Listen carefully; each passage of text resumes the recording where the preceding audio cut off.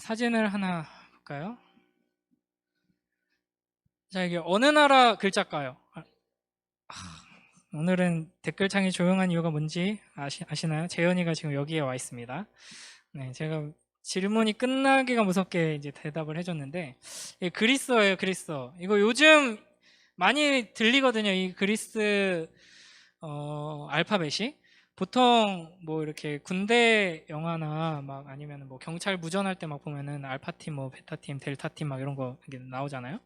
보통 이제 알파, 베타, 감마, 델타 정도까지만 알죠. 근데 요즘 코로나 때문에 이거를 많이 뉴스를 많이 보는 사람들은 많이 봤을 거예요. 그래서 지금 코로나 바이러스가 변이가 계속 일어나잖아요. 이게 쉽게 말하면 돌연 변이가 막 일어나는 거예요. 그래서 거기에다가 이제 요걸 이름을 붙여가지고 하는데 지금 어디까지 나왔는지 알아요? 델타 플러스요? 람다까지 나왔습니다. 람다. 네, 람다 변이까지 나왔어요. 어마어마하죠? 네, 지금 근데 이제 보통 바이러스가 변이가 일어나면은 보통 이제 돌연 변이도 마찬가지인데 점점 뭔가 좀 이렇게 능력치가 줄어들어야 되거든요. 지금 별로 이제 그렇지 않은 것 같아가지고 좀 문제죠. 이게 나중에 이제 오메가까지 가고 이제 오메가가 끝나면 이제 그리스 글자로 못 하잖아요. 그러면 이제 어느 나라 알파벳으로 할까 하다가 이제 기역 니은으로 갈 수도 있어요. 이제 기역 변이, 니은 변이 해가지고 이제 히읗 변이까지 가면은 이제 큰일 나는 거죠. 이제 어떻게 될지 모르는 상황입니다. 또 이제 하나 사진, 예. 여러분은 무한도전 세대죠? 여러분도 초딩 때인가요? 초딩 때부터 무한도전 인기 많았었는데 이 명장면 중에 하나인데 그 가요제 할 때 이제 정영돈이 막 랩을 하면서 말도 안 되는 소리를 했었어요. 엘니뇨, 라니뇨, WTO에 이렇게 했었던 게 명장면이 있어가지고 갑자기 생각나서 가져왔는데 엘니뇨, 라니냐 이거 뭐 세계지리나 이런 시간에 배웠을 건데 자연과학 뭐 이런 게 있나 과목이? 그렇죠. 지금 재작년, 작년, 올해 이제 여러분 기후 관련된 뉴스들을 쭉 검색해 보면요. 100년 만의 가뭄, 뭐 500년 만의 홍수, 뭐 이런 것들이 막 뭐 관측 이래 최고의 산불 막 이런 게 이제 한 2년 전부터 계속 쌓이고 있거든요.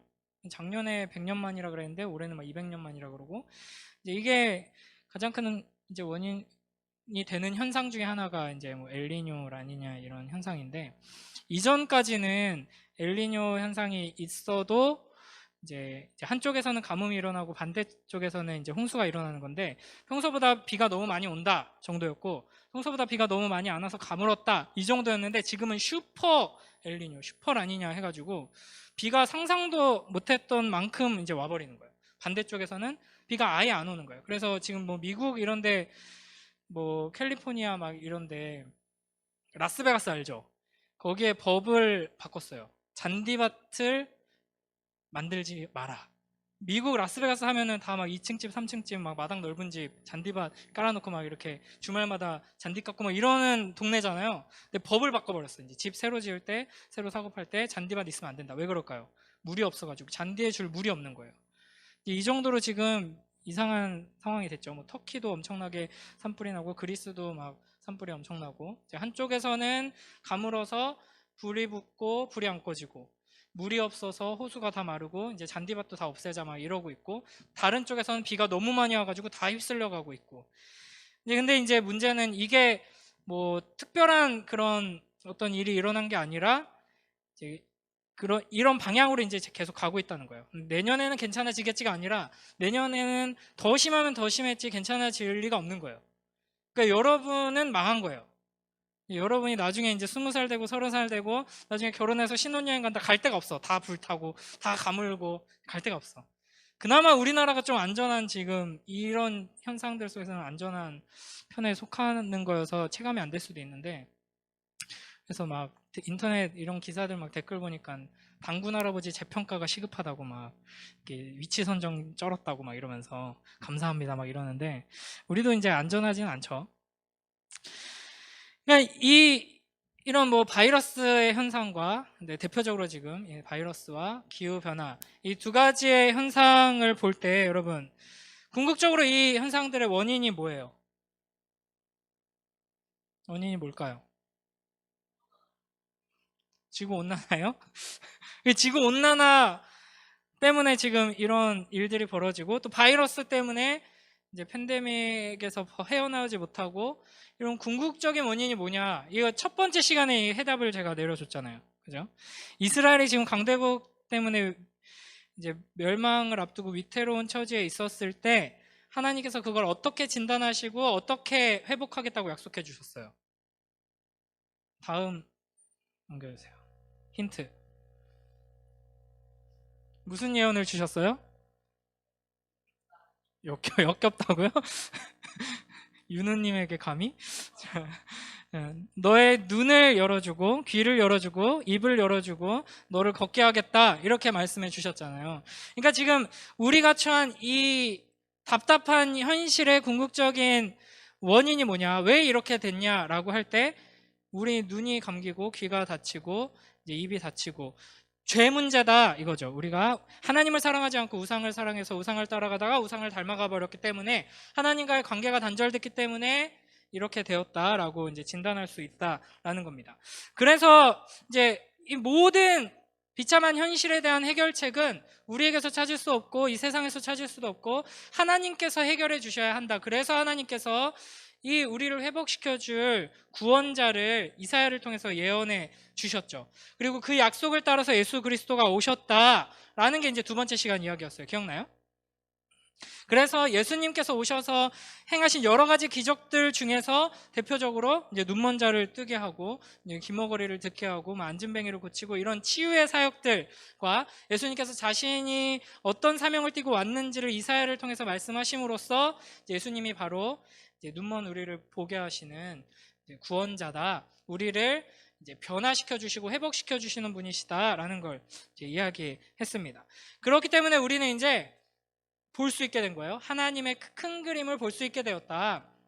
하나님께서 창조하시고 이제 완성하시는 이 하나님의 일하심을 우리는 볼 수 있게 되었기 때문에 지금 당장 우리 앞에 답답한 현실, 지금 당장 뭐 과학자들이 말하고 뭐 하는 이런 어려운 상황들, 답이 없는 현실들에 갇혀 있을 필요가 없고 우리는 이제 그 너머에 있는 크신 하나님의 큰 계획과 큰 일하심을 보며 살아갈 수 있다라는 게 이제 지난 시간 이야기였습니다. 그래서 이제 이 그림을 여러분이 이제 기억해야 돼요. 이건 이제 유치부 아이들한테도 이제 제가 이번 주부터 이걸 이제 가르치기 시작했거든요. 창조, 타락, 구속, 완성. 이게 이제 하나님께서 이 세상에 우리를 위해 행하시는 일을 이제 딱 이제 가장 간략하게 요약한 겁니다. 하나님께서 창조하시고, 사실은 타락은 하나님이 하신 일이 아니죠. 우리가 한 일이죠. 우리가 유일하게 한 일, 우리는 아무것도 한 게 없지만 유일하게 한 일 하나가 이제 타락, 다른 말로 하면 반역, 죄라고 할 수 있죠. 그래서 망가뜨린 거예요, 스스로를. 그리고 이 세상을 하나님은 창조하셨고, 타락한 우리들을, 이 세상을 위해서 구속 역사를 펼치십니다. 구원하시는 거예요. 건져내시는 거예요. 회복시켜 주시는 거예요. 또 다른 말로 하면은 망가진 것을 고쳐 주시는 거죠. 이 구속의 사역, 구원 역사를 누굴 통해서 이루시느냐? 예수 그리스도를 통해서 이루시죠. 그래서 이제 예수 그리스도께서 우리를 위해 뭐 하시는가를 또 아는 것도 중요해요. 이것도 간략하게 요약하면 이렇습니다. 성육신이 뭔지 알죠? 예수님이 이 땅에 오신 것, 아기 예수의 오심, 그 사건은 이제 성육신, 예수님이 성자 하나님이신 그리스도이신 예수님이 이제 사람으로 오셨다. 이건 이제 성육신이라고 표현하고요. 그 다음에 십자가에서 죽으심으로 우리의 죄를 대신하셨죠. 그리고 부활하시고 승천하시고 재림하심으로써 이제 구원 역사를 이루십니다. 그래서 마지막 하나님의 처음 목적하시고 뜻하셨던 것이 완성되는데, 그 완성되는 때가 언제냐면 예수님께서 재림하실 때, 예수님께서 다시 오실 때 완성됩니다. 뭐가 완성되겠어요? 하나님의 나라가 완성되고 그 하나님 나라의 하나님의 백성들, 우리가 완성되는 거예요. 지금 우리 엉망진창이잖아요. 다 망가져 있잖아요. 그렇죠? 그런 우리가 언제 완성되느냐? 예수님께서 다시 오실 때, 재림하실 때 완성된다라는 겁니다. 그래서 이제 예수님의 재림에 대해서 오늘은 좀 이야기를 할 거예요. 예수님의 재림과 마지막 날 완성. 보통은 여러분 이 세상의 마지막을 뭐라 그래요? 종말이라고 표현을 많이 하죠. 그렇죠? 지금 우리는 종말의 때를 살고 있다. 근데 종말 하면은 우리가 딱 떠오르는 이미지들은 보통 이런 걸 거예요. 이제 종말 하면은 이제 다 끝장난다, 망한다, 막 불덩이들이 떨어지고 막 땅이 뒤집히고 막 모든 것이 끝장난다, 무너진다, 뭐 이런 식으로 생각하기가 쉬운데, 이건 이제 이런 영화들이 엄청 많아요. 지구가 종말하는 것에 대한 영화들이 엄청 많죠. 그런데 성경이 말하는 종말은 뭔가 망하고 무너지고 불타고 없어지는 것이 아니라 완성이다라는 겁니다. 이제 이걸 우리가 잘 기억해야 해요. 그래서 예수님께서 다시 오실 때 이 세상의 종말이 오는 것이고, 이제 마지막 날이 되는 것인데, 성경이 말하는 종말, 마지막 날은 이제 모든 것이 완성되는 날이다라는 걸 우리가 잘 이해해야 하는 것이죠. 그래서 예수님께서 처음 오셨을 때, 성육신 하셨을 때, 초림이라고 하는데, 예수님께서 처음 오셨을 때는 작은 아기로 오셨죠. 연약한 아기로 오셨습니다. 심지어 엄마 뱃속에 10달을 계시다가 나오셨어요. 그래서 막 거의 이렇게 사람의 형상이 아닌 그런 모습부터 시작하셔서 이렇게 오신 거예요. 근데 예수님이 다시 오실 때는 어떻게 오시느냐?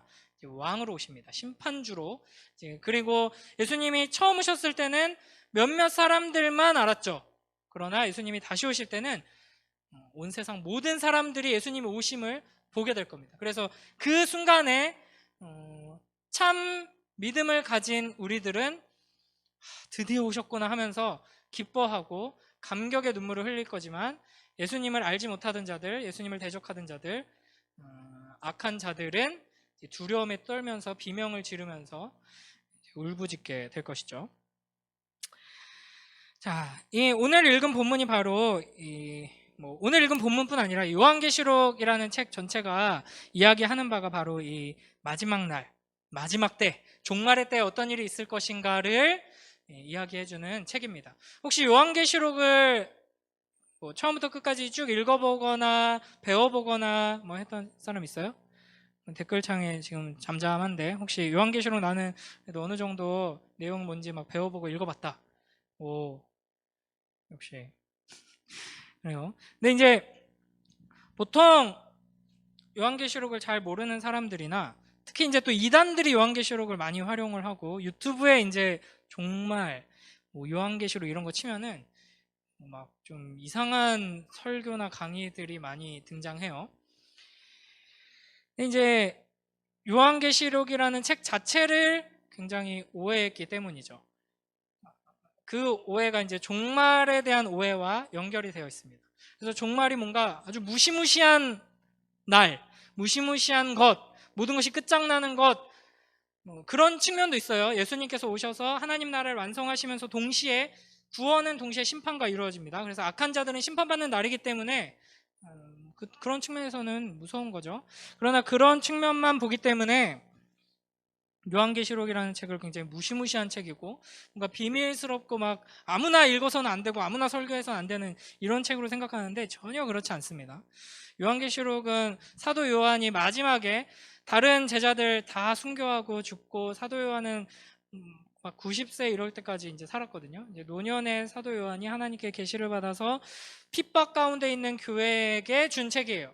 근데 핍박 가운데 신음하고 있고 주님 언제 오십니까? 우리 너무 힘들어요. 믿음을 막 지키기 위해서 막 분투하고 있는 교회에게 무시무시한 책을 준 게 아니라 위로의 책, 격려의 책을 준 거예요. 그래서 너 힘들지? 근데 너희 이미 승리했어. 봐. 나중에 이미 승리한 나중에 미래의 일을 미리 보여줄게 하면서 이제 주신 말씀이 요한계시록이거든요. 그건 굉장히 아름다운 약속을 통해서 우리에게 위로를 주시는 말씀이 바로 요한계시록이다 할 수 있죠. 그래서 오늘 이제 요한계시록 21장 1절부터 4절을 읽었었는데, 여기 보면 이제 새하늘과 새 땅을 보니 여기서 내가 요한이에요. 사도 요한이 이제 새 하늘과 새 땅을 환상 중에 본 거예요. 네, 처음 땅은 없어졌고 바다도 다시 있지 않더라. 이제 새 하늘과 새 땅을 보는데 거기에는 바다가 없습니다. 좀 아쉽죠. 바다 좋아하는 사람들은 서핑도 못 하고. 여기서 이제 구약의 맥락에서 바다는 이제 뭐 쉽게 말하면 악마들의 본거지예요. 혼돈의 본부예요. 이제 그게 이제 더 이상 없다는 거죠. 이제 그래서 이제 요한계시록은 이런 구약의 상징들을 잘 알아야지 이해할 수 있는데, 사실 여기서 이제 좀 제가 오늘 설교를 좀 꼬을 거예요. 원래 본문은 요한계시록인데 우리가 지금 이사야 계속 보고 있잖아요. 이게 사실은 매일 성경 묵상으로 이사야를 보는 거랑 이제 총회에서 나온 수련의 교재랑은 전혀 별개인데, 어떻게 하다 보니까 지금 이사야의 예언을 중심으로 해서 이 영원한 나라를 향하여 이 교재가 흘러가고 있고, 우리도 이사야를 묵상을 하고 있잖아요. 근데 오늘 본문이 딱 어디냐면 이사야 65장 17절부터입니다. 근데 저는 좀 소름 돋았는데 여러분은 뭐 별로 소름 안 돋을 수 있는데, 이게 지금 오늘 본문 요한계시록 21장 1절 4절이죠. 또 내가 새하늘과 새 땅을 보니 이거잖아요. 근데 오늘 매일 성경 묵상 본문 한번 볼까요? 이사야 65장 17절부터인데 17절 보면 이렇게 시작합니다. 함께 읽습니다. 시작. 보라, 내가 새하늘과 새 땅을 창조하나니 이전 것은 기억되거나 마음에 생각나지 아니할 것이라. 아멘. 좀 소름 돋지 않았어요? 그 구약 성경에 새 하늘과 새 땅을 언급하는 본문이 거의 없어요. 지금 사도 요한이 요한계시록에서 새 하늘과 새 땅에 대한 그 환상, 이미 성취되고 완성된 그 하나님 나라를 환상을 통해서 보면서 우리에게 전해주는 이것이 더 이전에 이사야를 통해서 이미 예언되었던 장면이다 하는 거죠. 그래서 이 요한계시록 본문을 좀 중점적으로 다루는 거는 맨날 이렇게 나중으로 미루는 게 너무 많아서 미안하긴 한데, 나중으로 좀 미루려고 해요. 그래서 뭐 5째 주에 하던지 아니면은 제가 여러분 몰래 수요기도 때 이제 해버릴 수도 있고, 나중에 이제 해놓을 수도 있고, 이런 거 너무 아쉬워서 들려주세요 하면은 저는 좋죠. 뭐 토요 예배도 만들어서 이제 저는 하면 좋긴 한데, 오늘은 그래서 이사야 말씀을 좀 볼 거예요. 비슷한 내용을 가지고 있습니다. 예수님이 재림하실 때 하나님 나라가 완성돼요. 하나님의 그 역사, 하나님께서 계획하시고 창조하셔서 이제 통치하고 다스리시면서 끌고 오셨던 그 역사가 드디어 완성됐다, 끝났다, 이루어졌다라고 하는 그 장면이 이제 예수님의 재림과 함께 이제 완성되는데, 그 장면을 세례 요한이 환상을 통해 본 것처럼 이사야도 훨씬 더 멀리서, 훨씬 더 과거에서 환상을 통해 성령의 감동으로 보면서 이제 예언을 하는 거예요. 물론 이사야의 이 예언은 직접적으로 예수님의 재림을 다루고 있는 건 아니에요. 1차적으로는 이제 이사야의 예언의 배경은 바벨론의 포로로 잡혀 있는 이스라엘 백성들에게 이제 전하는 말씀이라고 보면 되거든요. 이 시점에서는. 그러니까 너희를 하나님께서 다시 약속의 땅으로 데리고 가셔서 예루살렘 성을 회복하고 성전을 다시 짓게 하실 것이다.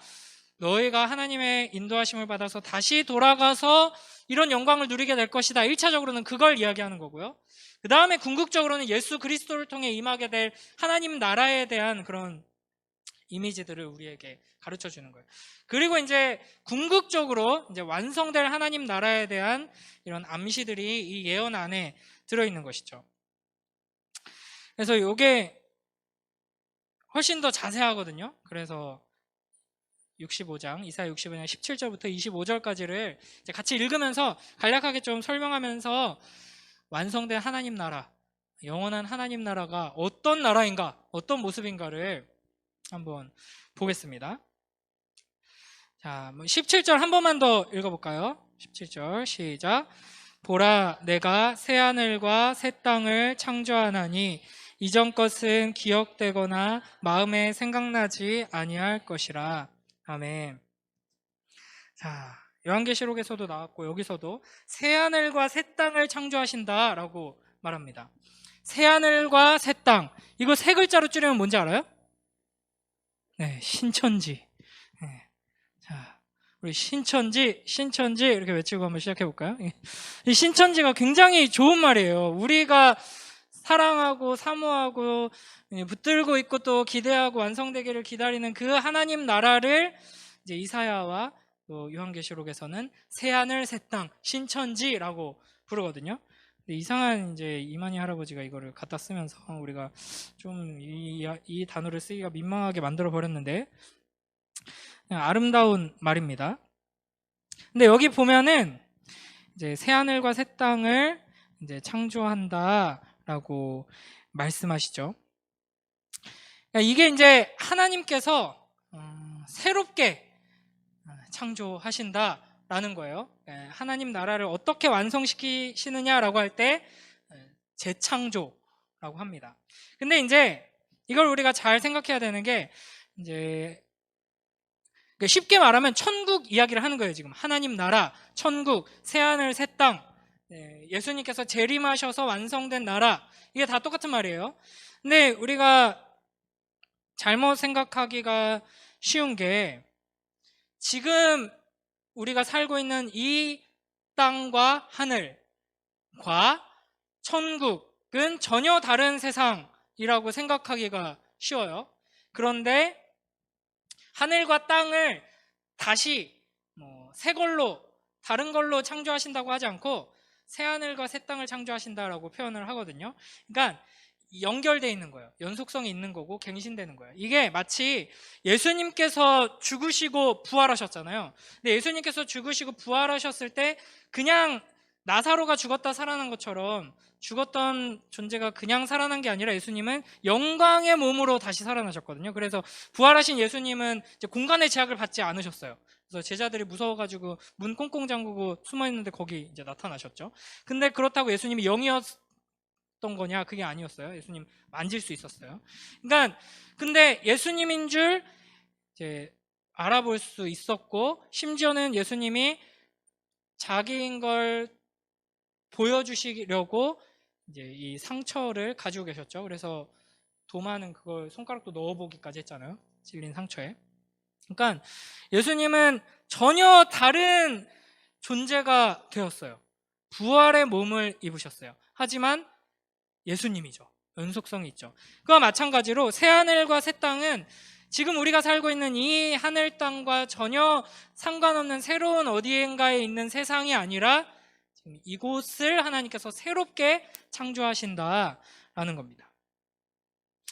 이게 이제 왜 중요하냐면 이거를 잘못 생각하고 종말에 대해서 하나님 나라에 대해서 배우면은 어떻게 되냐면 나 그냥 이제 찬양만 하며 평생 살랜다. 어차피 천국 갈 건데 여기 뭐 무슨 소용이야. 이거 공부하는 거 무슨 소용이야. 핑계대기 너무 좋거든요. 나는 이 땅에서 그냥 다 불타 없어지고 종말은 끝나고 이제 하나님 나라 우리 갈 거잖아. 여기 뭐 가져갈 거 아무것도 없지. 영혼만 둥둥 떠서 하나님 나라 가서 이제 구름 사이를 뛰어다니면서 유령처럼 이렇게 영원히 산다. 이렇게 생각해 버리면 의미 없어요. 여기 그냥 빨리 죽어서 가면 좋겠다라든지 뭐 아무것도 안 하고 그냥 가만히 찬양만 하고 성경만 읽다가 가야겠다 이렇게 생각하기 쉽거든요. 그런데 하나님 나라, 천국, 새하늘 새 땅은 이곳과 연속성이 있습니다. 그런 점에서 이제 이 주제도 뭐 이렇게 뭐 맨날 예고만 해놓고 뭐 제대로 하는 게 없어서 그렇게 하는데 이 주제는 이제 나중에 좀 다룰 건데 여러분이 지금 공부하는 거 있죠? 뭐 집에서 집안일 심부름 하는 거 있죠? 이런 것들이 천국과 연관되어 있는 일이라는 겁니다. 이 땅의 모든 것들, 여러분이 하는 모든 일, 하는 생각, 여러분의 마음, 모든 것들을 영원한 하나님 나라의 왕이신 그리스도께서, 하나님께서 그리스도를 통해 그걸 다 받으십니다.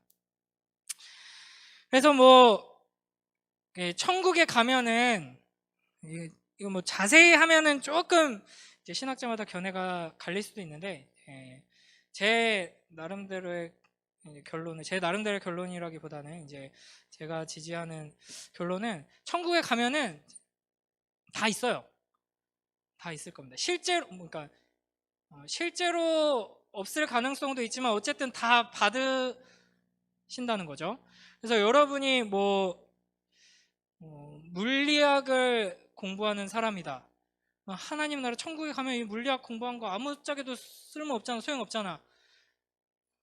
저는 어떻게 믿냐면, 저만 그렇게 믿는 게 아니라 이렇게 또 믿는 신학자들이 많은데, 천국에 가면 여러분이 이 땅에서 이제 물리학자로 열심히 연구하면서 여러 가지 막 논문도 쓰고 강의도 하고 막 평생 그렇게 살다가 이렇게 천국에 갔어요. 그리스도인으로서 이렇게 연구하다가 천국에 가면 진정한 물리학을 이제 시작하게 되는 거예요. 물리학을 만드신 하나님과 함께 그 물리학을 진정으로 이제 시작하게 되는 거죠. 이런 식으로 이제 연속성이 있고 그곳에서 완성되는 거예요. 여러분이 만약에 생물학을 했다. 그 모든 생물들을 설계하시고 만드신 하나님과 소통하면서 이제 진정한 지식들을 더 탐구할 수 있는 기회가 생기는 거죠. 그러니까 예를 들면 이런 거예요. 내가 영문학을 하는 사람이어서 전공이 셰익스피어야. 그래가지고 셰익스피어의 작품들과 생애를 막 연구하고 그걸 강의하고 논문을 쓰고 발표하고 막 이런 평생 이렇게 살아오는 사람인데 어느 날 과거로 여행을 떠나게 돼가지고 셰익스피어를 만났어. 그 셰익스피어랑 같이 막 동거동락하면서 막 대화를 나누고 막 해. 얼마나 행복하고 재밌겠어요. 그죠? 이제 천국에 가면은 우리가 이 땅에서 해온 모든 것들, 이게 꼭 학문적인 영역이 아니어도 상관없어요. 예, 모든 것들이 있다. 라는 거죠. 18절 19절 한번 읽어볼까요? 18절 19절 함께 읽습니다. 시작. 너희는 내가 창조하는 것으로 말미암아 영원히 기뻐하며 즐거워할지니라. 보라, 내가 예루살렘을 즐거운 성으로 창조하며 그 백성을 기쁨으로 삼고 내가 예루살렘을 즐거워하며 나의 백성을 기뻐하리니 우는 소리와 부르짖는 소리가 그 가운데에서 다시는 들리지 아니할 것이며. 아멘. 하나님 나라 천국이 어떤 곳인가? 영원한 기쁨, 즐거움으로 가득한 곳이다 하는 거죠. 그래서 너희는 내가 창조하는 것으로 말미암아 영원히 기뻐하며 즐거워할지라, 이렇게 말씀하시죠. 그러니까 잠깐의 즐거움과 기쁨을 우리는 이 땅에서 누리며 살아가죠. 그러나 천국에는 그 누구도 흔들 수 없는 영원한 기쁨이 있는 곳이다 라는 겁니다. 그리고 여기서 이제 한 가지 좀 볼 게 뭐냐면, 보라 18절 중간에 내가 예루살렘을 하면 이 예루살렘은 누구냐면 우리예요. 교회예요. 교회. 즐거운 성으로 창조하며, 새 창조죠. 새하늘 새 땅으로 만드는 거, 갱신시키는 거, 완성하는 거. 즐거운 성으로 창조하며 그 백성을 기쁨으로 삼고, 이제 우리가 이제 온전히 하나님의 기쁨이 된다는 거예요. 지금은 여러분 하나님이 우리를 보시면서 기뻐하시지만 사실은 부끄러운 모습이 훨씬 많죠. 우리가. 그러나 이제 천국에 가면은 완성됩니다. 우린 드디어. 그래서 하나님이 좀 참고 그냥 이쁘다 해주시는 게 아니라 진짜 우리에게서 하나님이 기뻐하실 만한 것들이 막 이제 솟아나게 되는 거예요.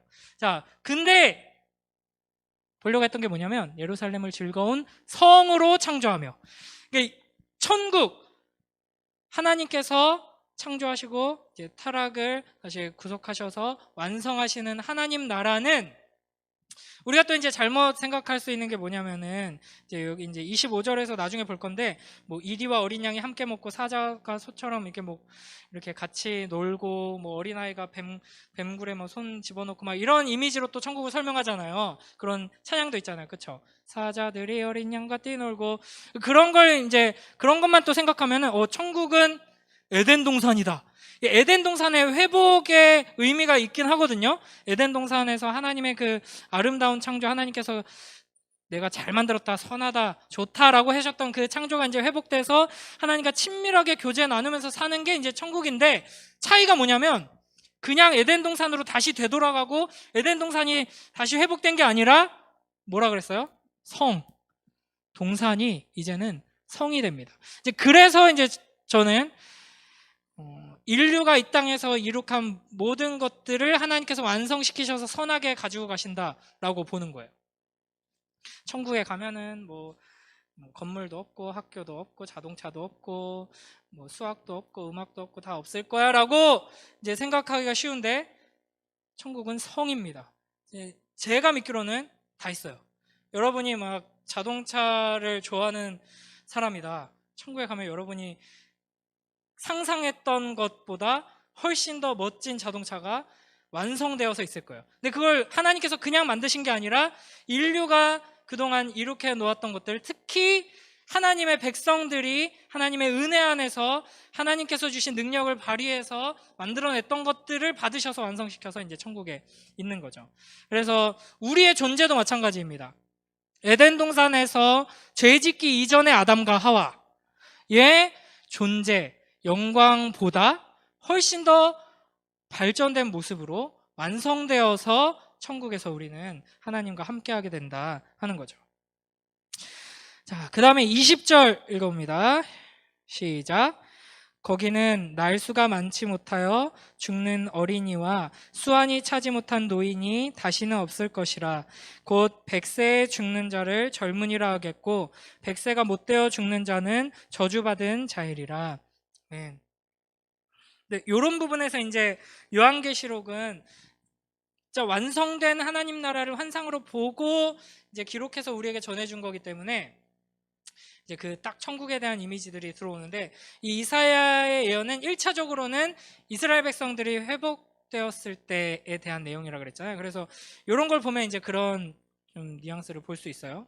그래서 고대 사회에서는 아기들이 엄청 많이 죽었잖아요. 그렇죠? 태어나서 금방 죽는 아이들이 아주 많았죠. 그래서 막 우리나라 또 문화가 뭐 돌잔치, 뭐 백일잔치 막 이런 거 성대하게 하고 막 이런 거가 그런 거잖아요. 그 100일 동안 안 죽고 아기가 잘 자란 게 온 마을의 경사고, 1년 동안 잘 지낸 게 너무 큰 축복이기 때문에 잔치를 성대하게 했죠. 그리고 이제 이 고대 사회, 이 구약 시대쯤에 이제 고대 사회 성인의 평균 수명이 몇 살 정도였을 것 같아요? 50살 나왔습니다. 또 40살 나왔습니다. 좀 비슷했어요. 40살이 채 안 됐어요. 평균 수명이. 엄청나죠? 그러니까 사람이 태어나서 금방 죽고 어른이 돼도 또 금방 죽는 거예요. 그래서 여기서 그렇게 표현하는 거죠. 애기들이 잘 안 죽는다. 그리고 뭐 다 못 살고 죽는 노인은 없을 거고 100살이 돼서 죽으면은 저 사람은 저주받았나? 뭐 이렇게 말할 정도로 오래 산다는 거예요. 이 구약시대 기준에서는 어마어마한 장수와 건강을 누릴 수 있다는 축복을 주시죠. 그러니까 이게 이제 완성된 하나님 나라 안에서는 영원한 생명을 우리가 누리는 것으로 이제 성취되게 됩니다. 그 다음에 21절부터 23절 함께 읽어볼까요? 21절부터 23절 함께 읽습니다. 시작. 그들이 가옥을 건축하고 그 안에 살겠고 포도나무를 심고 열매를 먹을 것이며 그들이 건축한 데에 타인이 살지 아니할 것이며 그들이 심은 것을 타인이 먹지 아니하리니 이는 내 백성의 수완이 나무의 수완과 같겠고 내가 택한 자가 그 손으로 일한 것을 길이 누릴 것이며 그들의 수고가 헛되지 않겠고 그들이 생산한 것이 재난을 당하지 아니하리니 그들은 여호와의 복된 자의 자손이요 그들의 후손도 그들과 같을 것임이라. 아멘. 여기도 이제 수명이 나무 같다 이렇게 표현하면서 장수하는 것에 대해서 이야기를 하고요. 또 이제 중요한 것은 여기서는 이제 남의 재산을 빼앗고 착취하고 폭력으로 막 무너뜨리고 하는 일이 없다. 이제 걱정 안 해도 된다. 그래서 보면은 21절에 집을 짓고 거기서 산다. 그리고 포도나무를 심고 열매를 먹는다. 이거 사실은 그냥 이 당시 사람들의 배경에서 생각해 보면 집 짓고 거기 산다. 농사 짓고 열매를 얻는다. 이건 그냥 너무 당연한 거잖아요. 근데 이 고대 사람들이 평균 수명이 40도 안 됐던 것은 건강 문제도 있었지만 전쟁이 계속 일어나니까 죽는 거예요. 죽어 나가는 거예요. 강도 뭐 계속 뭐 여행 좀 갔다 온다 치면은 막 10명 중에 막 3, 4명은 죽어 나가고 막 이러는 거예요. 막 강도 만나고 뭐 도둑 만나고 막 옆집이랑 시비 붙으면 그냥 막 살인 나고 막 이제 질서가 없고 이제 정의가 없는 이제 사회인 거죠. 근데 이런 것들이 이제 하나님께서 새롭게 이제 갱신해 주시는 하나님 나라가 임하면 없어진다. 정의와 공의의 나라, 안전하고 평화로운 나라, 풍요로운 나라가 된다라는 겁니다. 이게 이제 하나님 나라 안에서 완전하게 성취되는 것이죠. 하나님께서 왕으로서 통치하시는 그 나라, 그리고 그 나라 안에는 이미 이 하나님 나라의 완성은 악인들의 심판과 동시에 이루어졌기 때문에 이미 악인들은 다 이제 심판받아서 지옥으로, 그리고 우리는 이제 천국에 모인 거죠. 그러니까 하나님을 사랑하는, 하나님을 닮은, 근데 그냥 이제 지금 우리는 닮아가는 수준이잖아요. 근데 하나님을 닮은 존재로 완성된 하나님의 자녀들이 모여 있는 거예요. 그래서 하나님을 사랑하면서 하나님의 사랑으로 서로 사랑하는 곳이기 때문에 뭐 슬퍼서 울고 아파하고 이런 게 없을 뿐 아니라 서로 경쟁하고 다투고 빼앗고 이런 일도 없다 하는 것이죠. 이게 이제 하나님 나라의 중요한 특성입니다. 25절까지 갈 건데 지금 벌써 24절이에요. 금방 왔죠? 자, 24절 봅니다. 시작. 그들이 부르기 전에 내가 응답하겠고 그들이 말을 마치기 전에 내가 들을 것이며. 이건 간단하게 설명할게요. 하나님과, 이 안에도 이제 여러 가지 의미가 있는데 간단하게 딱 하나만 얘기하면 하나님과의 아주 친밀한 관계. 말하지 않아도 알아요. 네가 말하기도 전에 내가 다 응답할 거고, 네가 뭐, 이게 사실은 천국에 우리가 들어가기 전에 이미 하나님께서 우리에게 이렇게 행하셨거든요. 우리가 간구하기도 전에 하나님께서 응답하셨고, 하나님을 찾지도 않았는데 하나님께서 나 여기 있다, 나 여기 있다 이렇게 말씀하신 게 하나님인데, 천국에서는 그 관계가 이제 완전히 완성되어서 마치 한 몸인 것처럼 이제 눈빛만 봐도 마음이 통하는 그런 사이로 하나님과 내가 이렇게 살게 된다 하는 것이죠. 그 다음에 마지막 25절 함께 읽습니다. 시작. 이리와 어린 양이 함께 먹을 것이며 사자가 소처럼 짚을 먹을 것이며 뱀은 흙을 양식으로 삼을 것이니 나의 성산에서는 해함도 없겠고 상함도 없으리라 여호와께서 말씀하시니라. 아멘. 이게 이제 아까 말했던 그런 장면이죠. 육식 동물과 초식 동물이 함께 뛰놀고 이제 더 이상 육식이 없어져요. 잡아먹는 게 없어져요. 이제 이 지점에서 옛날에 청년부 어떤 선배가 심각하게 저한테 질문했던 적이 있거든요. 그러면 이 논리적으로 봤을 때 천국에는 고기가 없겠네요. 심각하게 신앙이 좋은 청년이었는데 이거 참 고민이 되네 막 이렇게 하더라고요. 근데 이제 천국에 대해 생각할 때 여러분이 상상할 수 있는 가장 좋은 것보다 훨씬 더 좋은 것 곱하기 57,000 정도 생각하면 됩니다. 그래서 고기를 내가 너무 좋아하는데 천국에는 고기가 없어? 큰일 났네?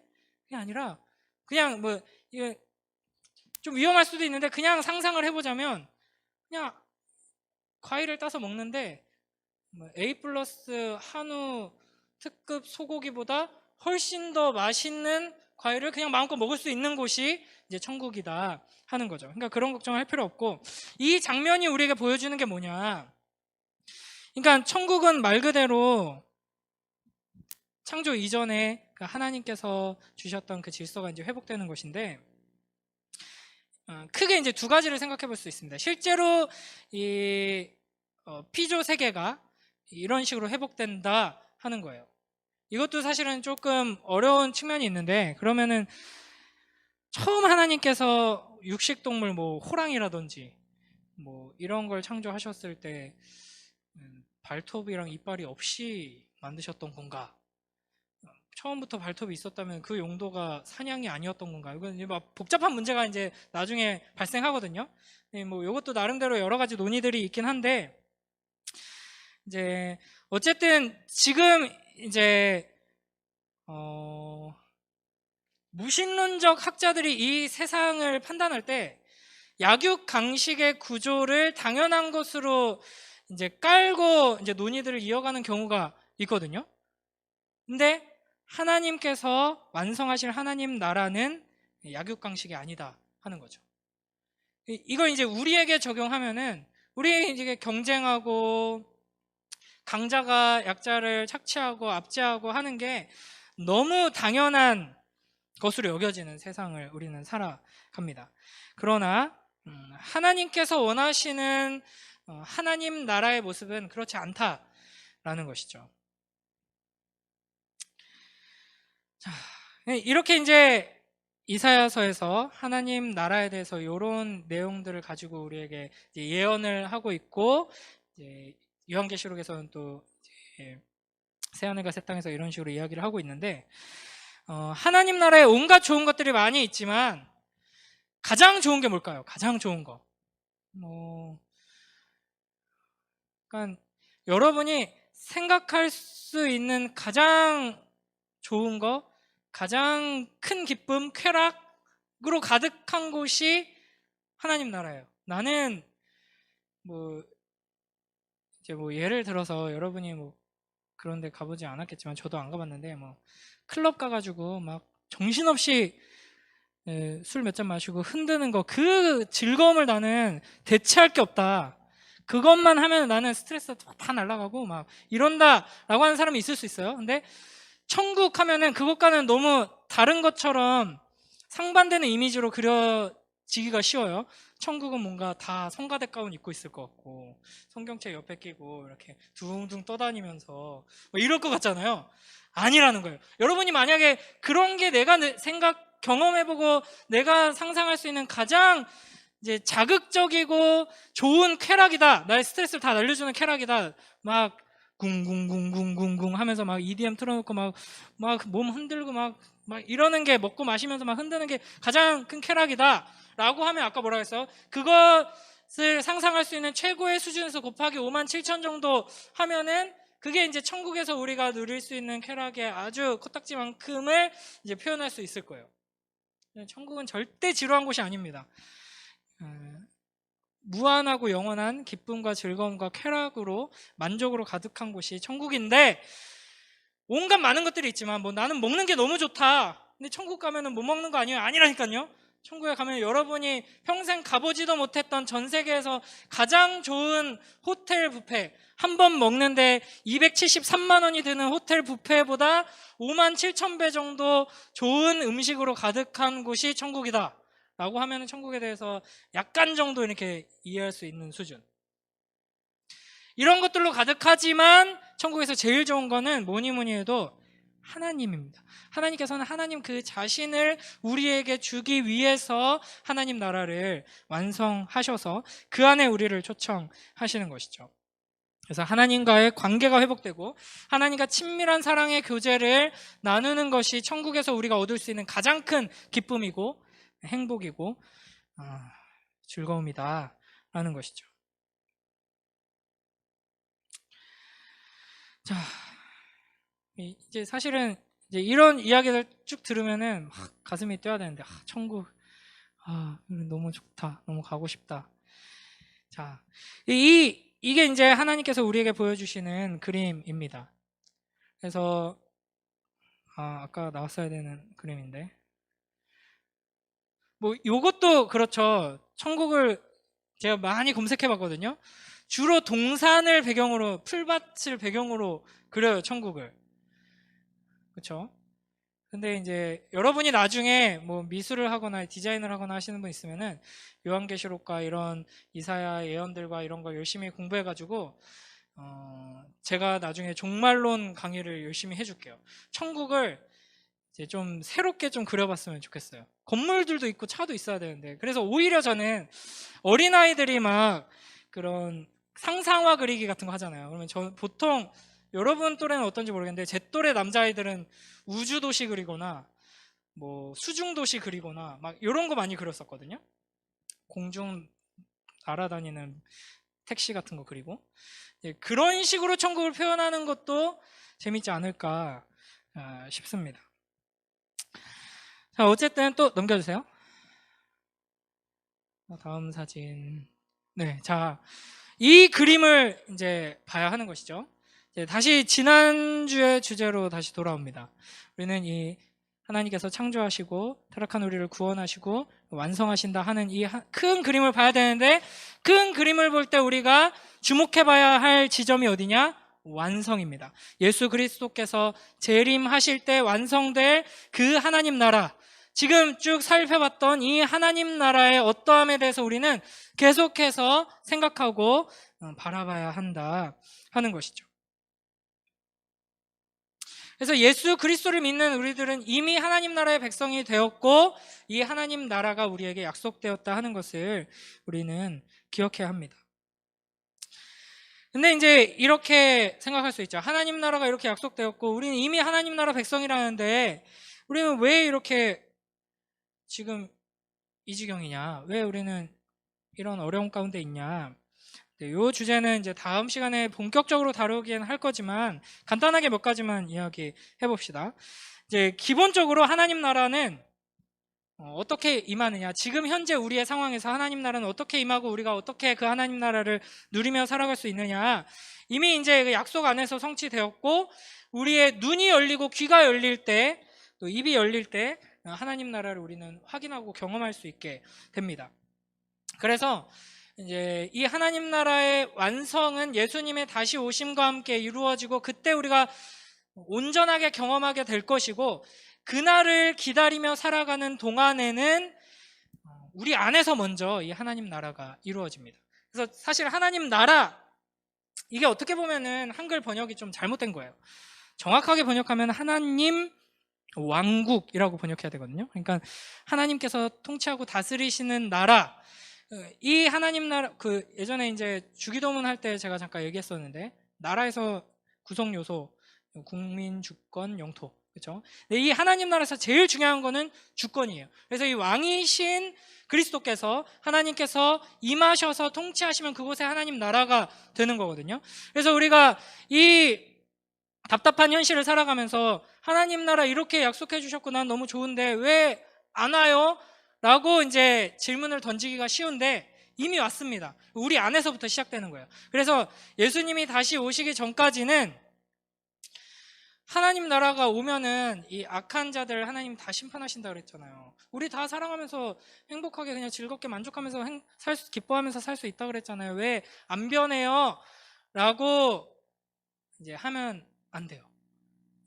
현실의 상황의 환경의 변화로서 임하는 건 예수 그리스도의 재림 때 그렇게 임하는 거고 지금은 우리 안에서 임하는 겁니다. 그래서 이제 꼴보기 싫은 내 동생 놈 왜 안 변합니까? 하나님 빨리 임해서 하나님 나라가 임해서 바꿔주세요. 뭐 예를 들어서 막 그렇게 한다라고 할 때 예수님 다시 오실 때까지는 그 일은 일어나지 않기 때문에 뭘 바라고 기도해야 하냐면 우리 안에 임하신 하나님 나라가 역동적으로 일해서 내가 좀 제 좀 어떻게 해주세요라고 했던 그 마음을 이제 사랑으로 변화시켜 주시는 그런 거죠.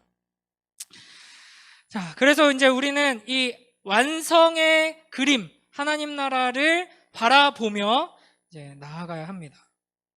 예를 들면 이런 거예요. 하나 또 넘겨주세요. 이제 뭐 다이소에 가면은 막 이런 거 많이 파는데 꽃집에서도 팔고 저도 이제 지난 봄에 몇 가지 꽃 이렇게 심었는데 4가지인가 심었는데 2가지만 싹이 나고 막 그랬었어요. 근데 이제 뭐 예를 들면 어떤 아이가 봄에 이제 집에 화분에다 이걸 심겠다고 이제 다이소에서 이제 사왔어요. 뭐 채송화 꽃이 아닌 것도 있죠. 해바라기 저희 집에도 이제 해바라기 심었었거든요. 해바라기, 뭐 채송화, 뭐 나팔꽃 이제 이런 거를 이제 사왔어요. 그래가지고 심어보자 하고 이제 뜯었는데 울어. 왜 우냐면 꽃을 사왔는데 뜯어서 열었더니 뭐가 들어있어요? 씨가 들어있잖아. 뭐야?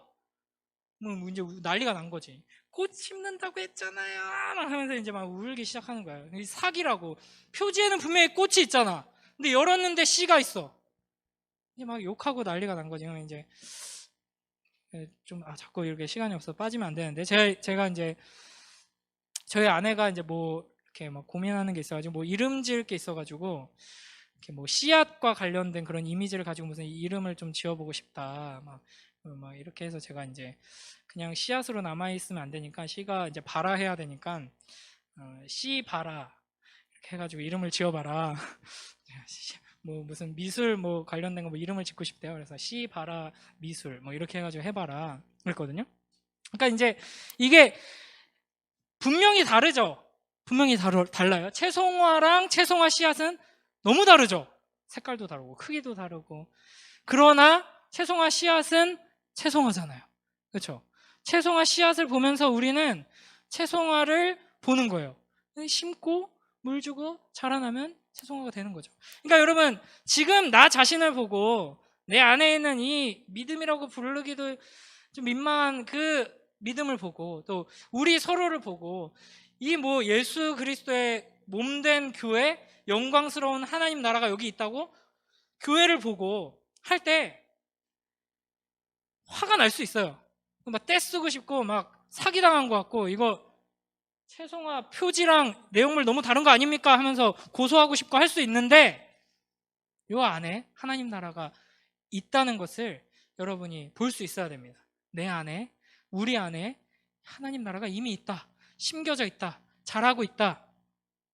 이것을 믿음의 눈으로 바라보며 나아가는 우리 모두가 되길 축복합니다. 이걸 어떻게 믿을 수 있느냐? 다시 1과로 가봐요. 이사야를 통해서 예언을 주셨죠. 그 예언을 예수 그리스도를 통해 성취하셨죠. 그 예수 그리스도를 믿는 믿음으로 우리가 이제 하나님 나라를 바라보고 있죠. 그러니까 하나님께서는 이미 이 구약의 창세기부터 모든 이야기들을 통해서 예언하시고 말씀을 주시고 그 말씀을 이루시는 이야기들을 이만큼 쌓아 놓으셨어요. 그래서 매일매일 하나님 말씀을 읽으라는 거예요. 계속 확인하게 됩니다. 아, 하나님이 이렇게 말씀하셨고 이렇게 이루어졌네. 그리고 이 말씀은 또 이렇게 이루어졌네. 그리고 이렇게 이루어지고 있네. 이걸 여러분이 분명하게 깨닫고 확신하게 되면은 지금 우리에게 주신 약속, 하나님 나라에 대한 약속도 믿을 수 있게 되는 것이죠. 하나만 더 넘겨주세요. 제가 뭐 해외 축구 이런 거 잘 모르는데, 해외 축구 좋아하는 사람 있어요? 막 새벽에 막 챙겨보고, 우리 선생님들 중에 좀 있을 것 같은데. 뭐 저는 잘은 모르고, 저는 항상 뭐 드라마도 그렇고 예능도 그렇고 이제 유튜브로 막 3분 5초짜리 뭐 이런 거 짤만 가끔씩 보는데, 이 선수는 누군지 알죠? 손흥민 선수고, 이 옆에 있는 사람 누군지 아는 사람? 아는 사람 있어요 혹시? 형제 중에 아는 사람 없나? 이제 토트넘 감독이에요, 맞죠? 네, 토트넘 감독. 이제 지금 손흥민이 지금 있죠, 손흥민. 옛날 감독. 네. 2016년인가 이제 리우 올림픽을 마치고 손흥민이 원래 독일에서 이렇게 왔잖아요. 다시 이제 독일로 가려고 계획을 하기도 했고 좀 상황도 그렇게 흘러갔었어요. 근데 이제 그때 이제 손흥민 팀의 감독이었던 분이 이 아저씨인데, 이 사람 이름이 마우리시오 포체티노 감독이에요. 이 사람이 손흥민을 따로 불러가지고 이렇게 이야기를 합니다. 내 계획 속에 너 있다. 내가 도와주겠다. 우리 팀에 남아라. 이렇게 이야기를 합니다. 그래가지고 손흥민이 여기 남아가지고 이제 막 엄청 활약을 하면서 이렇게 세계적인 선수가 되었다고 해요. 하나님께서도 우리에게 이렇게 말씀하시는 거예요. 하나님께서 작정하셨다고 그랬죠. 모든 걸 계획하시고 창조하시고 이제 이끌어 가십니다. 그 완성을 향해서 지금 가고 있어요. 이 계획 안에 너 있다. 내가 도와줄게. 나랑 같이 가자. 이게 말씀하시는 거예요. 여러분, 하나님을 믿고 하나님의 계획 안으로 들어가는 우리 모두가 되길 축복합니다. 그래서 마무리하면 깔끔하긴 한데 제가 준비한 게 하나가 더 있어가지고 하나만 더 넘겨주세요. 이게 이제 미국 미네소타 대학 존 메이어스 레비 교수의 연구입니다. 이제 뭐 보통 이제 이런 연구들을 인용할 때 영국에 있는 학교에서 한 연구들은 엄청 이상한 연구들이 많아요. 뭐 방구를 많이 끼는 사람의 뭐 성격에 대하여 막 이런 이상한 연구는 주로 영국에서 많이 하고, 미국은 쓸만한 연구가 많은데 뭐냐면은 천장이 높은 공간에 있어 공부하는 학생이 훨씬 더 창의적이다라는 연구예요. 그래가지고 2.4m, 2.7m, 또 3m의 천장에서 공부하고 시험을 치렀을 때 3m 학생들이 월등하게 창의적인 결과물을 냈다 하는 거죠. 그래가지고 저도 이제 막 천장이 높은 집에 살고 싶다 막 이런 생각을 많이 했었거든요. 네. 쉽지가 않죠, 그게. 그런 게 천장이 높은 집 혹시 사는 사람 있어요? 네. 또 넘겨주세요. 유현준이라고, 이분 뭐 많이 봤을 거예요. 유현준이라는 이제 학자인데, 이분도 이제 어떤 이야기를 하냐면, 한국의 여러분들 이야기예요. 여러분들에 대해서 뭐라고 이야기했냐, 이분이. 한국의 학생들은 2.4m의 아파트, 또 1.5m의 낮은 봉고차와 2.6m 높이의 교실, 또 2.4m 높이의 상가 학원 천장에 짓눌려 살고 있다. 네. 여기는 한 3m 넘겠죠. 여러분 이제 예배당에 나와서 예배를 드리셔야 돼요. 그리고 아까 이제 다음 주부터 3층에 간다 그랬잖아요. 3층에 가는 이유가 뭐겠어요? 3층 천장 엄청 넓거든요. 특히 이제 앞자리로 오면 엄청 높습니다. 그러니까 여러분, 이게 이제 우리가 낮은 천장에 계속 갇힌 채 살아가면은 여러분의 안에 이미 잠재되어 있는 이 창의력, 그 아름다운 능력들이 발휘되지 못하고 여러분이 이제 살아가게 되는 거죠. 근데 이제 어른들은 그런 학교에 학원에 여러분을 계속 몰아넣고, 이 녀석 왜 이렇게 창의력이 없고 이렇게 치고 나가지 못하지 하면서 이제 더 학원에 이제 밀어넣는 거죠. 여러분은 어떻게 해야 되겠어요? 학원에 안 가겠습니다. 우리 집은 천장이 너무 낮습니다. 저는 나가겠습니다. 네, 뭐 그런 것도 좋아요. 야외 활동도 많이 하고, 이렇게 교회 오면 천장이 높으니까 본당에 딱 앞자리에 가가지고 성경 읽고 기도하고, 이런 시간들도 좋고, 무엇보다도 여러분, 세상이 우리에게 막아놓은 이 천장에 짓눌리지 말고 영원한 하나님 나라에 뻥 뚫린 그 하늘 아래 사는 여러분이 되길 주님의 이름으로 축복합니다. 그래서 큰 그림, 하나님께서 우리에게 주시는 큰 그림 아래서 살아감으로써 하나님께서 여러분에게 심어두신 그 하나님의 아름다운 형상을, 그 능력을 발휘하며 살아가는 여러분이 되길 주님의 이름으로 축복합니다. 자, 이제 진짜 마지막. 여러분, 자, 여기서 멈춰주세요. 진짜 마지막이에요. 수련회라서 길게 하는 거예요, 제가 여러분. 화내는 표정 짓지 말고. 자, 성경의 맨 처음, 창세기 1장 1절 어떻게 시작하는지 알죠? 어떻게 시작해요? 태초에 하나님이 천지를 창조하시니라. 그렇죠? 성경의 맨 마지막은 요한계시록 몇 장일까요? 25장, 2단 누구야? 네, 22장 20절 21절인데, 성경책 맨 마지막 절, 마지막 단어 뭔지 아는 사람? 오, 역시 영민이. 아멘으로 끝나요.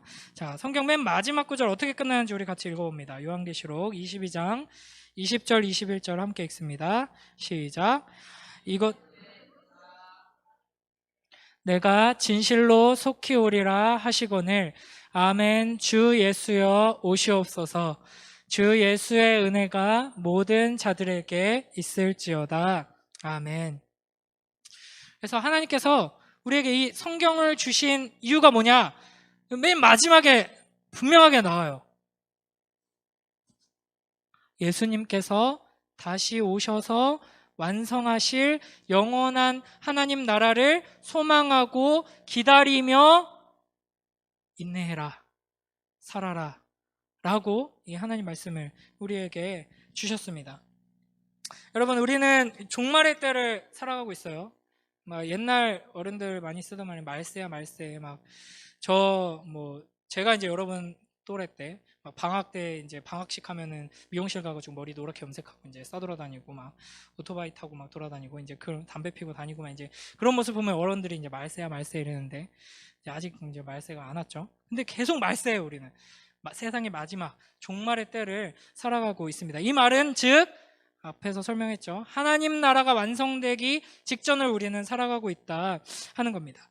그래서 우리는 매일매일 하나님 말씀을 붙들고 이 영원한 하나님 나라를 계속해서 소망하면서 영원한 하나님 나라를 기다리고 준비하는 자로 살아가야 할 것입니다. 거룩한 신부로 준비되어서 매일매일 곧 사라져 버릴, 이 세상 사람들은 그렇게 생각하는 거죠. 뭐 답이 없는, 어떻게 될지 모르는 이 세상을 살아가는 사람들과 전혀 다른 모습으로 영원한 하나님 나라를 약속받은 자답게 살아가는 우리 모두가 되길 주님의 이름으로 축복합니다.